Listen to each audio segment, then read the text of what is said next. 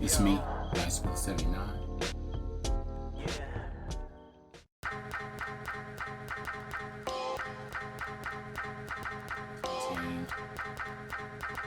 A bunch of PS1 games. I can just walk in and out of thrift store.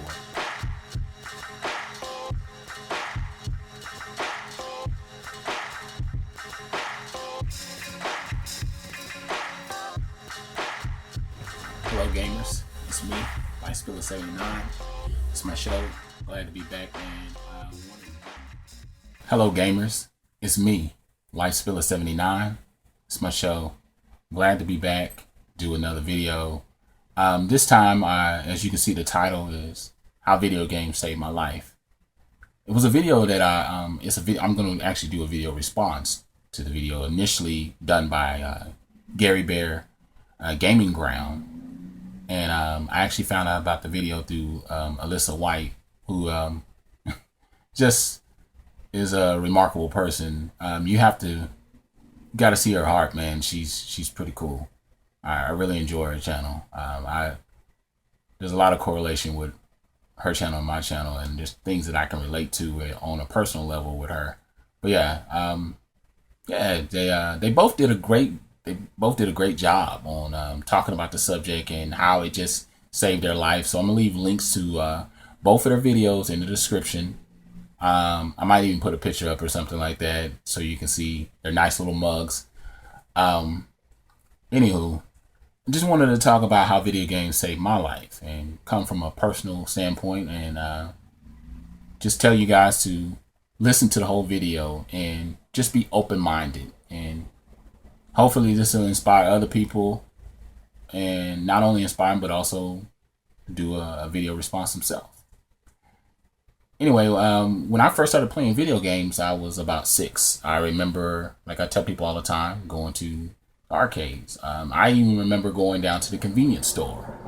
You know, I would get a couple quarters from either my grandmother or my mom, and just slide down to the store and play Mario Bros, Super Mario Brothers, or Galaga, or Centipede, or whatever was available, and just do that. And not knowing that this, when I look back, it was a mental escape for me, because during that time I was being molested by a family member. She pretty much coerced me into this other world, and it changed me mentally, physically, sexually.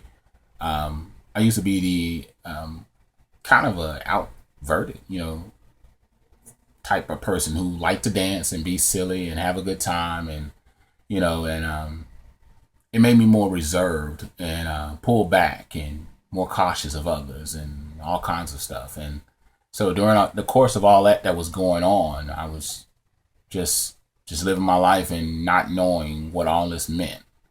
Eventually we moved out of the situation. We moved to Arlington. My mom still didn't know. And we at that time we had stepdad number 1 is what I'll call him. We stayed with him and my mother, and we all lived in a 1-bedroom apartment, and and everything was cool. I mean, it was a bit of an escape and a bit of a change. But then eventually we moved to another apartment within that same apartment complex, and that's when we all had our own bedroom. I didn't pick up on the signs, and I didn't quite understand everything then, but I did begin to understand some things at the time. Let's try to take a look at something. My mother and my stepdad number 2 were on drugs, and I didn't know what all that meant. I kind of had an understanding of it as a child. I was only 9 or 10 at the time, and what came along with all of that was people coming in and out of our home, people doing drugs in our home, violence. I recall a guy breaking in our house in the middle of the night and just scared the shit out of me. I mean, and it changed me. That was another time something else changed me. It made me think that, because my stepdad didn't do anything, and so because the guy was so high, and you don't know the violent level of that person, and the guy busted in our home, knocked the door down completely, and video games became an escape for me during that time period of living with my mother and my stepdad. My sister would go off to church, with her friends. I didn't do that. I would just be playing video games in the living room on the floor.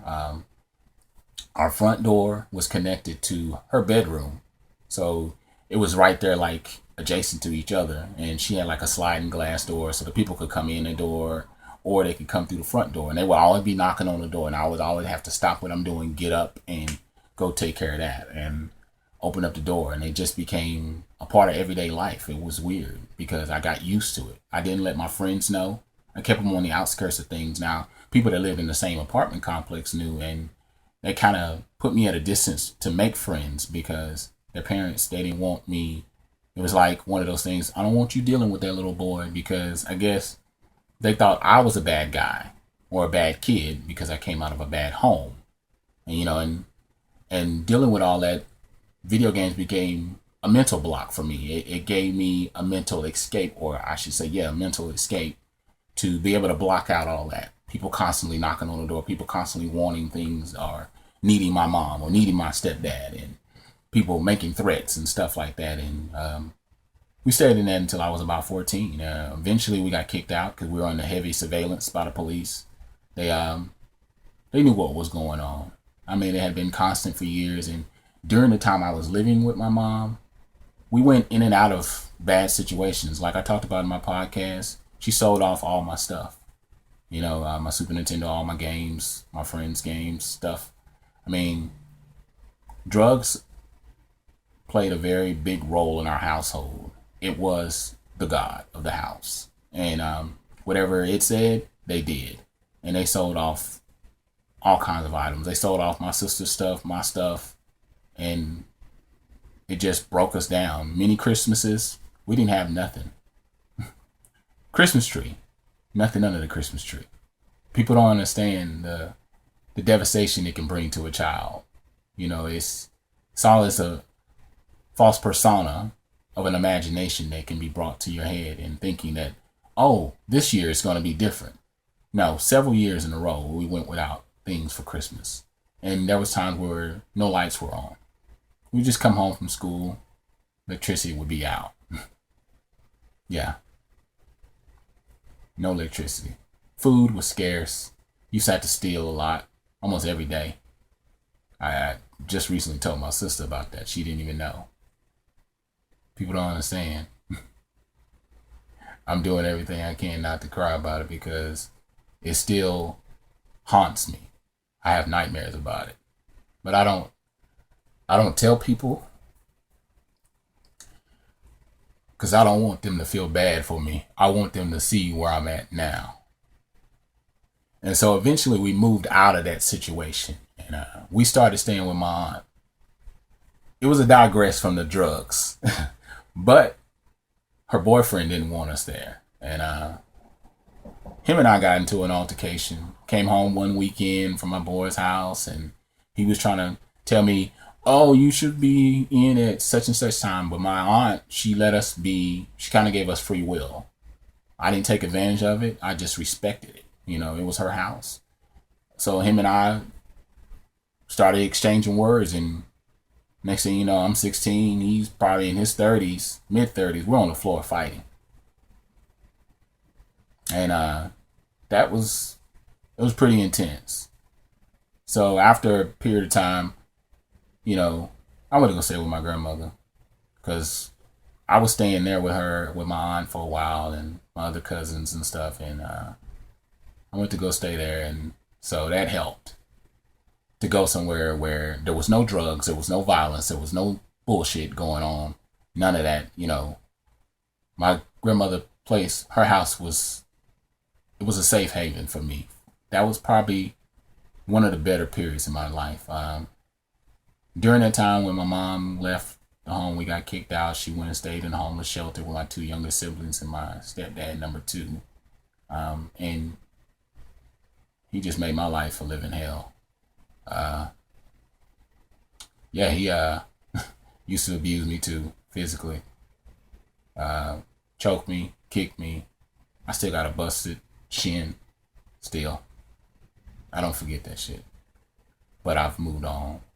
I've gotten stronger. And but after that, she went to stay in an apartment, same stuff, same drugs. And what ended up happening for them, eventually they left. We tried to go back to reach and get contact with them and everything, and they just up and left. So during the time I was staying with my grandmother, my mom, and I'm using my hands, my mom up and left and went to New York with my 2 youngest siblings and my stepdad, number 2. Yeah, just up and left. Didn't tell us or anything. I didn't hear from her for 2 years. She came, she called me, she was crying, and she was upset, and she was like, the way we left off, you know. But I didn't see her again until 7 years later. And so when I was staying with my grandmother, I bought myself a Nintendo 64 because I had a job.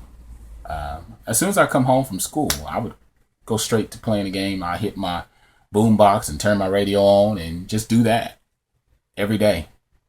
I'd probably beat Mario 64 probably 100 times at least. I mean, at one point that was the only game I had, so I would just play it again and again and again and again and again. And I played several other games with it, you know, 007, Dark or Perfect Dark, and Donkey Kong 64. A lot of the games that I've accumulated back into my collection, and people don't understand why I hold such a tie to video games. Well, that's why, because it was my mental escape.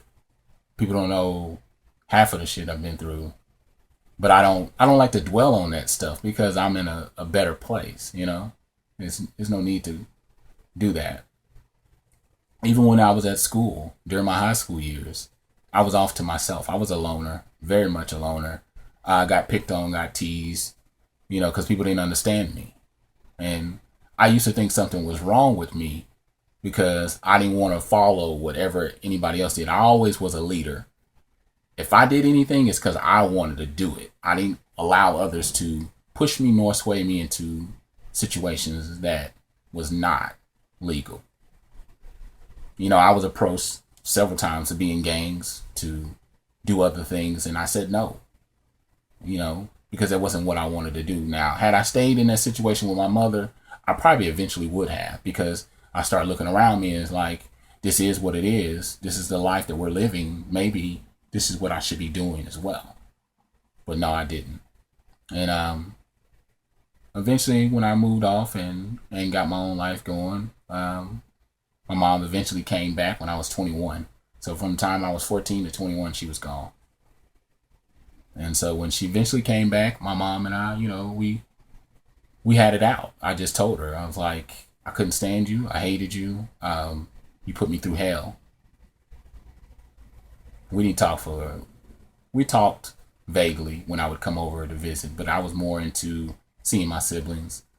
And even my little brother was in the video games too, and I could see the mental escape for him too, because he was still dealing with a lot of the bull that they were going through. They were still, you know, my mom got clean. She's been clean for 10 plus years, and I'm grateful. I'm thankful for that.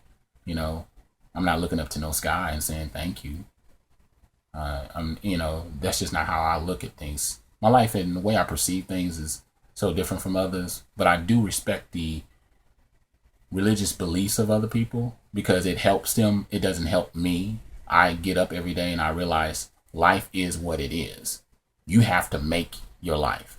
And for people to tell people that it can go away instantly is a lie. You have to go through steps. You have to go through life. And so eventually I went through anger management and, you know, went through plenty of therapy and stuff like that. And I did all that myself because I wanted to be the best version of myself for my son, for my wife, for myself. And good things have just been happening in my life. And this channel has been awesome to me. You know, I look at this channel as a place to go. It's very therapeutic. I get to just unleash all the things that I want to talk about. And so, yeah, even when I come home on my daily life, I still play games. I don't play it every day. I mean, I might put in about an hour or two now, but there's times where I will put in some serious time. But most times it's just for digress purpose. So yeah, that's just a little peek into my life and, you know, things that were going on in the background. And now, you know, I've gotten to a better place with a lot of those people in my life that played pivotal roles of destruction. And, but I'm still here. I just believe that this life is what it is. And when we're gone, we're gone. That's just how I see it. But I respect the opinions of other people because I am an open-minded, well-rounded individual. And if you take the time to get to know me, you'll know that. It don't take all these other things to make me this person. I am this way because I am strong and I'm confident and I'm in a better place than I used to be. So, and it only took 25 years to get there. But other than that, I'm LifeSpiller79. Tell me what you think. You got comments, questions, I'll leave my answers. I'll respond. Like this video, comment on the video, tell others about my channel and subscribe, which you guys have already been doing. Thank you to everybody that's been doing that lately. I picked up like 30 new subscribers in like the last week and a half. Just ridiculous. So I'm grateful. I'm LifeSpiller79. I'm out.